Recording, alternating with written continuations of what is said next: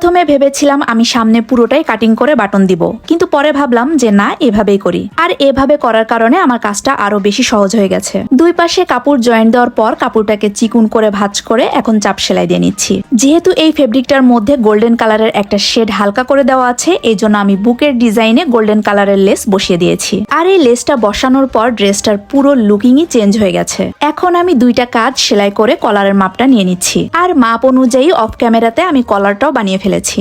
এখন এভাবে ঘুরিয়ে ঘুরিয়ে আমি কলারটা জয়েন্ট দিয়ে ফেলবো। তো এখানে কিন্তু আমার কলারটাও জয়েন্ট দেওয়া হয়ে গেছে। আপনারা যদি এই কলারটার টিউটোরিয়াল ভিডিও চান তাহলে আমি অন্য কোনো ভিডিওতে দেখিয়ে দিব, কারণ কলারের ডিটেলস দেখাতে গেলে ভিডিওটা অনেক বেশি লং হয়ে যাবে। এখন আমার বডি মেজারমেন্ট অনুযায়ী আমি কামিজের দুই সাইড সেলাই করে নিব। কামিজের দুই পাশ সেলাই করার পর আমি আয়রন দিয়ে সাইড সেলাইয়ের ভাঁজগুলো করে নিয়েছি। আমি সবসময়ই সাইড ফাড়ার সেলাইয়ের আগে আয়রন দিয়ে এভাবে ভাঁজ করে নিয়ে থাকি। এতে করে আমার মনে হয় সাইড ফাড়ার সেলাইগুলো অনেক বেশি সুন্দর হয়।